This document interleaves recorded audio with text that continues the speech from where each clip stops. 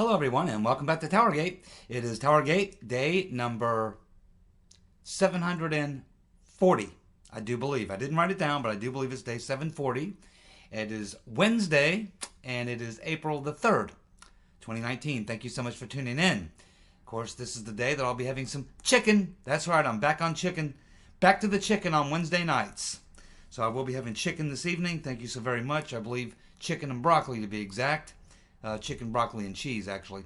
So thank you so much for your concern. I will be back on the chicken on Wednesdays from this point moving forward until I change again. Now, let's see. So I didn't do a video Tuesday because, as I mentioned, I had to go out of town on Monday. Had to drive all the way to Pittsburgh and back. No, we didn't fly. We drove 5 hours there, 5 hours back. Didn't get home till really late on Monday night. So I didn't get a video for Tuesday. But we're not going to miss anything because I took some notes and we'll squeeze whatever we have to into today's video.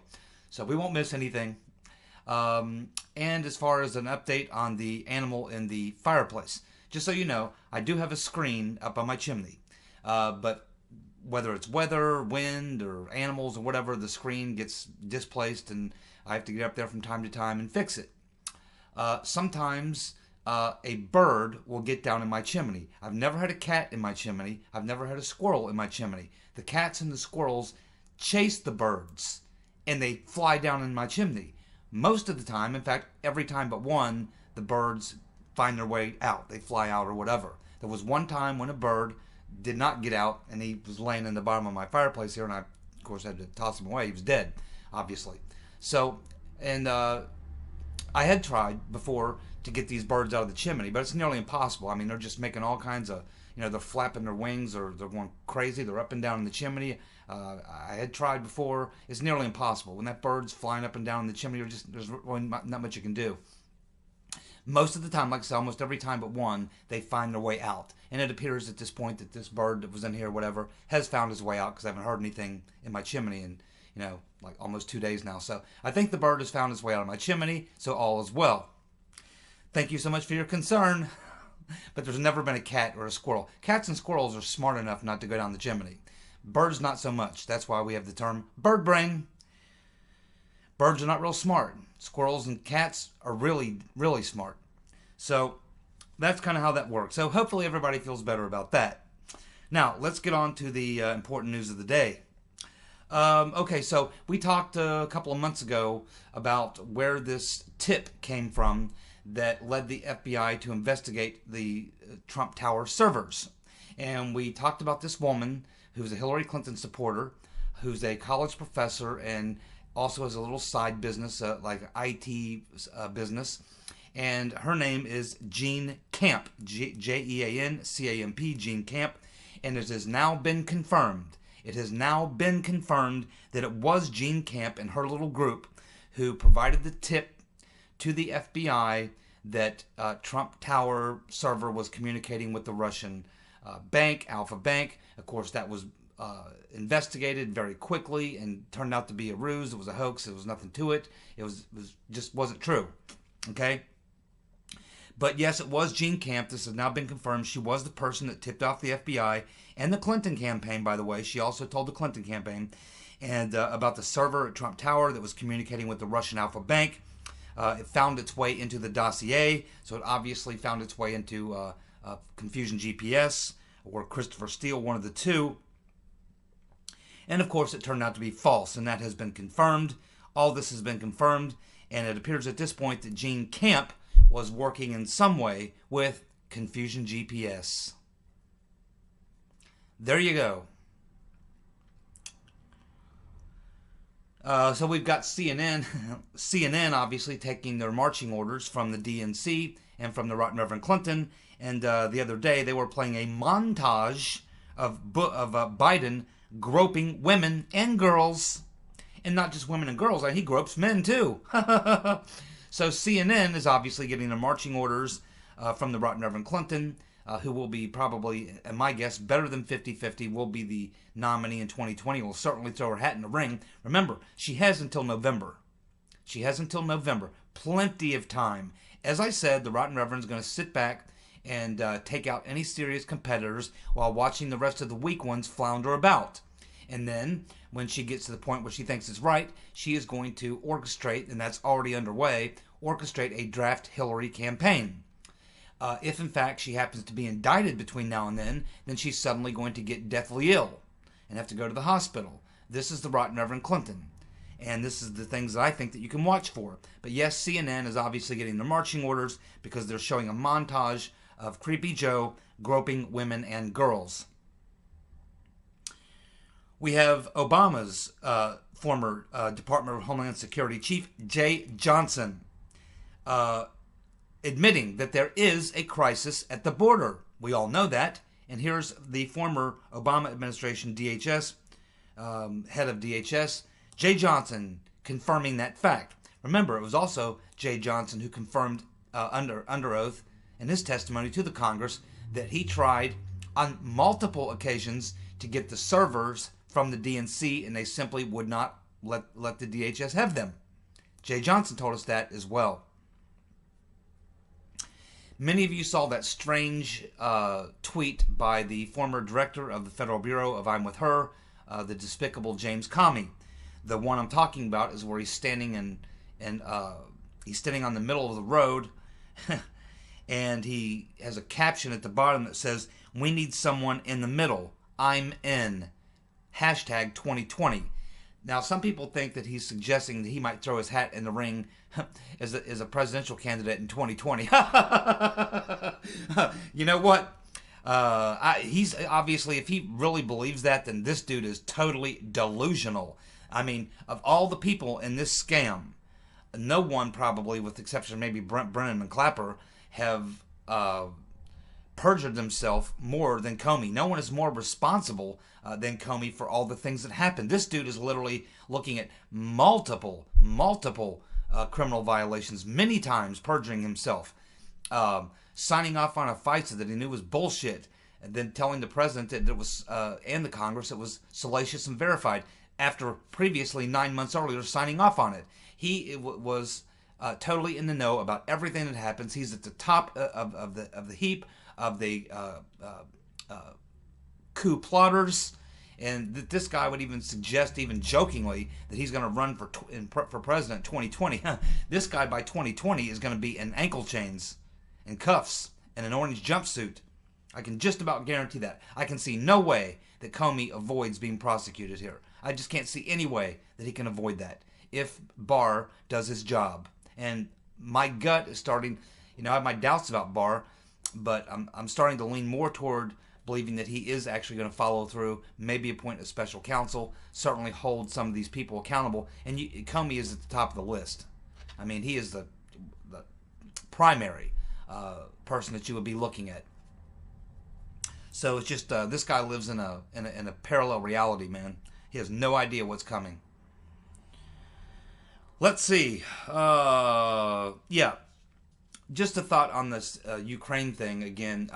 So we've been reading so much about this Ukraine thing. I've been looking at it very hard. Other people have been looking at it very hard. And I think what's the most extraordinary thing about the Ukraine story, now that we know that the Right Reverend Clinton had her own personal person involved in it, feeding her campaign. She had her own operative mixed up with these Ukrainian officials and everyone else. We know that the FBI had put an office in the embassy. We know that Chalupa was feeding this stuff to journalists, Fusion GPS. Members of Parliament were joining her and coming over and briefing members of Congress. They were sharing documents, information between the embassies. I mean, all this stuff was going on. Yet, isn't it strange that with the Carter Page FISAs, with the other FISA renewals, with the dossier, with the national security letters, with all these other things, in none of these situations did we ever see any of the evidence that was coming from Ukraine actually being used? Because quite honestly, if they were to have used the stuff from Ukraine, at least they could say they were getting intelligence from a friendly government that was giving them information that justified the FISA warrants and maybe justified the investigations and everything else. So here they have actual legitimate, which you could say, now we know it's all false as well and bullshit, but they at least ways would have had the cover of saying, yes, this was coming from the Ukraine's version of the FBI. They were the ones feeding us this information and we were following up on it and we were doing our investigations. But never did they use that as the evidence. It would have been far better than the dossier, would have been far better than this Papadopoulos downer meeting. The stuff coming out of Ukraine would have been viewed at least ways as having some credibility compared to the dossier and the Papadopoulos downer meeting. So if that's true, and it is, then why didn't they use it? Why is there nothing in the FISA warrants? Why is there nothing in the dossier, really, that attributes any of the information they had to the Ukrainian government? Well, it's very simple. They couldn't. It really would have been the stuff that they should have used. It would have been the stuff they should have used, because at least ways they could say it was coming from real intelligence people. It was coming from FBI or maybe intelligence people in Ukraine. And at least ways the FBI and the CIA could say, hey, man, we were getting this information from this friendly government who was feeding us this information. We had to check it out. We had to investigate it or whatever. This would have at least ways provided them with some cover. But they did not. They never said a word about the stuff coming out of Ukraine, what they were learning from Ukraine, about the documents, about the officials, or anything else. Why is that? Because they couldn't. Because they would have had to expose, because when people start asking questions, it would have exposed the fact that they had these things going on, and they were going on, actually going on before, on Manafort, before Trump was president, and then once Trump became president, then they started trying to attach this stuff to him, and then, of course, Manafort suspiciously finds his way into the Trump campaign to work on his campaign team in March. So it's awfully strange that they have all this information that they're getting from Ukraine, doing it through official channels. I mean, they're using the FBI and the Ukrainian FBI. They're using intelligence. They're using officials. They're communicating. They're getting information. They're doing all these things. These things might have fairly well justified a FISA on Carter Page. They might have fairly well called for, investigation of Manafort or possibly Trump. But they didn't use it. Couldn't use it. Because if they would have, then someone would have said, okay, well, gee, and how did this information come about? And then they would have to find out that the FBI was working with these officials. It would expose this operative, Chalupa. It would probably expose Hillary Clinton's operative, and that may have been Chalupa as well, or it may have been someone else. It would have exposed all of the criminal activity, the chicanery that was going on in Ukraine, which now has been discovered and learned about. And of course, now someone's actually been convicted, the number 2 man at NABU, which is their version of the FBI. And we also have the number 1 man, this Svetnik guy, or Sitnik guy, or whatever, Syntnyk. This guy, who's the number 1 guy, he's probably going to be the next guy indicted. You've already had a conviction of the number 2 man for interfering in the American 2016 U.S. presidential election. So it's very interesting, and it's like the 2,000-pound purple rhino sitting in your living room or in your bathroom there. They can't talk about it. All this Ukrainian stuff is out there. It's going to find its way into the story as soon as everyone gets up to speed, and they're going to have a lot of explaining to do there. And this will, of course, cause some major embarrassment for the Ukrainian government as well, who are trying to have some kind of relationship with Trump, but he knows the role they played, and so he's giving them a rough time, obviously. And maybe that's why they're having to put this stuff out. Maybe Trump said, hey, I will work with you if you will come clean on what you did in the 2016 election, but until you come clean, you're in the corner. Put your nose in the corner and stand against the wall, because I have nothing for you. So it could be something like that is going on. But clearly, the fact that we're learning all about how much, we knew about the Ukrainian stuff, but we thought it was maybe just a little bit. And we knew about Chalupa, but we thought maybe that was just her feeding the DNC a little bit. We knew it was very much part of the origins of the Russia-Trump collusion delusion. But we didn't realize how much of an impact, because we didn't realize how much the Clinton campaign was personally involved in this, and how much the FBI was involved in, exactly how much was going on. It's a lot more than we thought. It's a lot more than we thought, and it plays a much bigger role than we had previously known. So now that we know all this, the obvious question is, why didn't they use this Ukrainian stuff? You see it nowhere in any of the investigative documents, in any of the FISA, on Carter Page, the renewals, the dossier, or anything. Never do you see anything that would reference Ukraine or information coming from Ukraine. They totally blacked that out, blocked it out, didn't even talk about it, didn't even discuss it. It was just put in the shadows. And that's important. That's very important, because there's a reason why they would do it, because it was really the only legitimate, even though it's not legitimate, it was the only thing that they could have claimed was legitimate that would have justified what they did. Lot more to learn as this Ukrainian angle finds its way into the body of this story, and I think it will prove in the end to be a much bigger factor than what a lot of people think right now. And it ties the rotten Reverend Clinton directly to the investigation and the plot. And the only thing really left that is out there that will have to happen, because I know it's there, is that we will eventually find the direct connection between the Clinton campaign and the intelligence so-called community. At some point, we know they were working together because we can see the activities that transpired, and we know that there was a coordination between the Clinton campaign and Brennan's people. In the intelligence community. We know that that exists. We just haven't found the direct connection there. But we now have the direct connection, the rotten Reverend Clinton, to the plot and to the narrative. And that's clearly established with what we've learned about the Ukrainian stuff. So we'll stay focused on this, and we'll keep watching, because believe me, it's all coming out. And we will learn all these things to be true. Dan Bongino was talking a couple of days ago, I think it was on Monday, maybe Friday, I can't remember exactly which video it was, but he's talking about something that we were talking about a long time ago when the stock page text came out. At that time, there was a particular text that we all focused on. It was quite a few. But there was one that was really kind of a head-scratcher. We couldn't figure out who Peter's been stroking us was talking about, or who, in this case, who McCabe was talking about when he sent this text. And I believe the text was, I believe it was to Peter's been stroking us. It might have been to Page, but I think this was to Peter's been stroking us. And it was from McCabe, a text. And back at the time when these things came out, we were trying to figure out who he was talking about. I think we have a better idea of who he may have been talking about.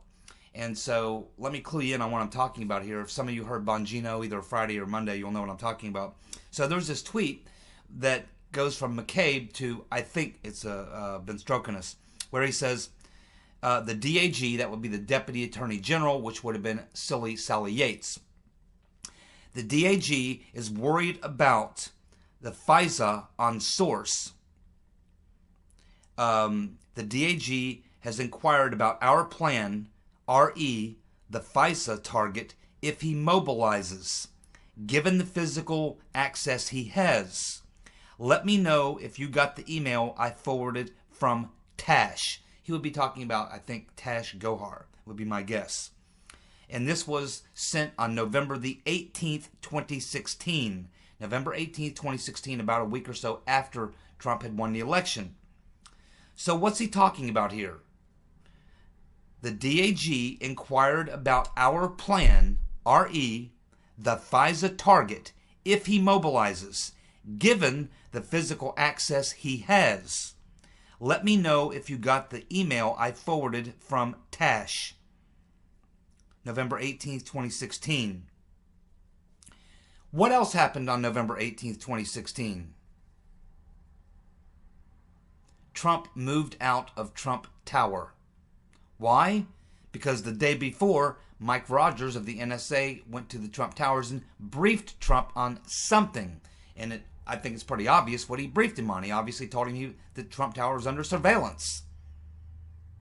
So on November the 18th, the same day that McCabe sends out this tweet, or sends this email, rather, it was an email, when he sends this is the same day that Trump moves out of Trump Tower. Now, for the longest time, we were trying to figure out who are they talking about. Could it be Carter Page? Could it be, of course, by this time they already had a FISA on Carter Page. Could it be Papadopoulos? Could it be Michael Flynn? Who could it be? Well, I think that the consensus was, back at that time, and I think it's still probably better than 50-50 that this is true, that they were talking about Michael Flynn. I still think it's better than 50-50 they were talking about Michael Flynn. Just if you look at the timeline of events and what things were going on, Flynn was the guy they were really targeting at that time. They were targeting several people, but he was definitely one of the 4 main targets at that time. But it has to do with this part where they say if he mobilizes and given the physical access he has. Okay, so who would have had physical access, and what do they mean by mobilizes? Well, that would point more towards Flynn than it would toward Papadopoulos or Caputo or Stone or Manafort or any of these people. The 2 people it would most likely describe would be almost certainly Flynn, would meet both those definitions, but possibly even Trump himself. And so we're asking the question today, is it possible that they were talking about Trump himself? I still think it's better than 50-50 that it was Flynn, but it's possible. But it doesn't matter in either case. If it turns out that they went and got a FISA on Michael Flynn, then what that would tell us is that we caught him in another lie, because they say that the call that they picked up between Flynn and Kislyak was picked up because they always monitor foreign ambassadors, especially the Russian foreign ambassador, and that they picked up Flynn because they were monitoring Kislyak. But if it turns out that they went and got a FISA on Michael Flynn, oh my God. Number 1, they're caught in a lie. Number 2, they're in big, big, big trouble, because they had no probable cause to get a FISA on the former, head of the DIA, and who was obviously going to be serving as Trump's national security advisor. If they did that, they're absolutely in a world of trouble. And of course, if it's even worse than that, and they were talking about Trump, oh my goodness gracious. I believe it's one of those 2. I believe it's Flynn, most likely Flynn, possibly Trump. Either one, bad news, because number 1 catches them in a big, big fat lie. This would involve Yates. This would involve McCabe. Peter's been stroking us. Probably loose Lisa Page. Probably Priestap caught up in this. There would be probably at least a half a dozen or so pretty high level people. Maybe Comey, I guess. Maybe Lynch. A lot of people. Maybe Obama himself. If we find out that they got this FISA on Flynn or Trump, and I believe that's the way it looks, these are major problems. Believe me. Major problems. Here's something that's extraordinary. I'm watching Papadopoulos, another interview he was doing with a local television station in Los Angeles. And it was about a 15-minute interview. And in this interview, the interviewer asked him to describe how he came into contact with Misfid, Joseph Misfid, the Maltese professor. And, of course, he's talking about how he learned about Misfid telling him about the Russians supposedly have dirt on Hillary or Hillary emails or something. And so we believed up to this time, at least I have, that this was done in a private setting. But according to Papadopoulos, when Misfid told him about the Clinton emails, he said that they were at the time at a 5-star restaurant. There were 40 people, at least 40 people, having brunch in a decent-sized room with several large tables, people sitting all around. And he said Misfid told him this in a conspiratorial way. And the way that he did it, Papadopoulos said certainly other people around had to hear it. He didn't whisper it in Papadopoulos' ear. He said it in a normal tone of voice, and he did it in kind of a creepy way that probably drew attention to himself. And he said there had to be other people sitting around that heard it. So this wasn't something that Misfid told Papadopoulos when they were being quiet, in a quiet place. This is something that Misfid told Papadopoulos when they were sitting at a table with about 40 other people in a room, people all around having brunch. And he said it loud enough that certainly other people had to hear about it. Oh my God. Oh my goodness.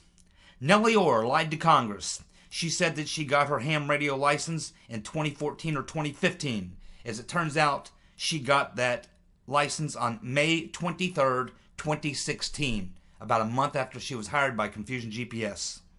She lied. Doug Collins has released a transcript for the Bill Priestap testimony. I imagine we'll be digging into that.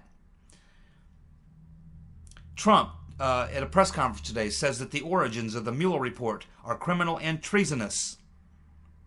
We have CNN, the fake news network's Christine Amanpour, saying that the lock her up, she's talking to Comey, and she's asking him why they didn't go after the lock her up chant, suggesting that the lock her up chant is hate speech and people should be banned from saying it. She wanted to know why Comey and the FBI didn't go after people for the lock her up chant and ban them from saying the lock her up chant. Wow, you talk about an authoritarian commie. Wowie. 34% of the people who attended Trump's Michigan rally were Democrats. Oh boy.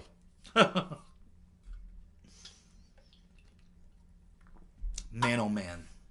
Okay, well, we're going to do Dumbass of the Week. How about that? We only got about 9 minutes left, so I got to go fast. Here we go. Here was the votes for the Dumbass of the Week. Gitmo went with the turkey that dropped into my chimney. It wasn't a turkey, it was a bird, and I think he's flown out. Thanks, Gitmo. Patty, she went with Pencil Neck Geek Schiff. Jussie, for lying, and to the lying media that spread the Mueller report and the Barr cover-up theory. Very well done, Patty. We have Kilda, went for Schiff, Brian Stelter, and Jake Crapper. We have Jeanette, she went with Schiff, Mad Cow, and John Brennan for getting that bad advice. Yeah, that was bad advice, all right, Mr. Potato Head, and you're going to go to prison for it. See, Chevy Van, he went with the NAACP, CNN, the fake news network, and Kim Fox. We have John R. John R. went with the wild-eyed commie, Ocasio-Cortez, for her FDR comment. Yes, of course, many of you saw that when she made the comment that the Republicans, tried to force FDR out. I guess she didn't go to history class. Otherwise, she'd know that FDR died in the middle of his 4th term of natural causes, pretty much, and that the law wasn't even passed or even suggested until after he was dead. She's a dum-dum for sure. We have Mona. She went with Clapper. James Clapper. Can't lose going with Clapper. He is a dumbass every week. Peter. Very good selections for Peter. He went with Schiff, Ocasio-Cortez, and the mainstream media. Whew. That's a very good guess. You should have put money on it, Peter. Kirby. He voted for me. Kirby for me for yelling at a dying animal in my chimney and not trying to help. Okay, thank you, Kirby. I did try to help, just not while I'm trying to do a video. Let's see.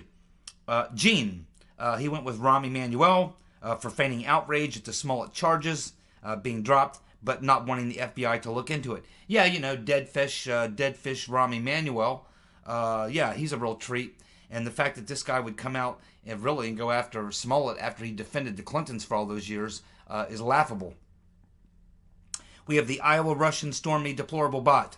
He went with Schiff, the Pencil Neck Geek, Mr. Potato Head for his bad info comment. Thank you very much.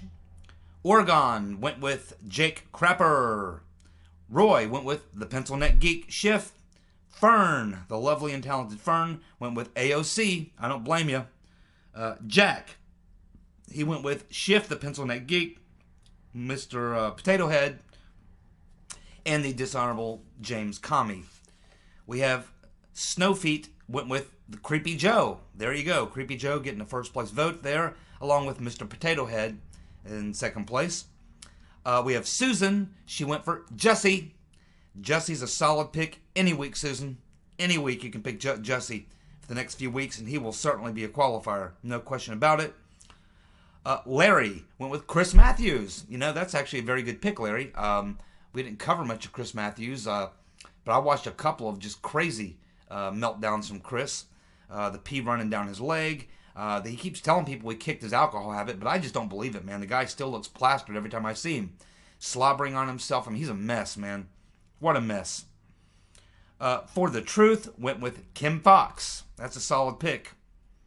Mrs. Miggins, the wild-eyed commie, Ocasio-Cortez for her FDR comment, as well as the skateboarder, Robert O'Rourke. And, of course, Jonathan went with the Pencil Neck Geek Schiff, Clapper, and Rahm Emanuel. Well done, everybody. Thank you so much for contributing to this week's Dumbass of the Week. And the winners are first place, and he won pretty handily, by the way, the Pencil Neck Geek Adam Schiff.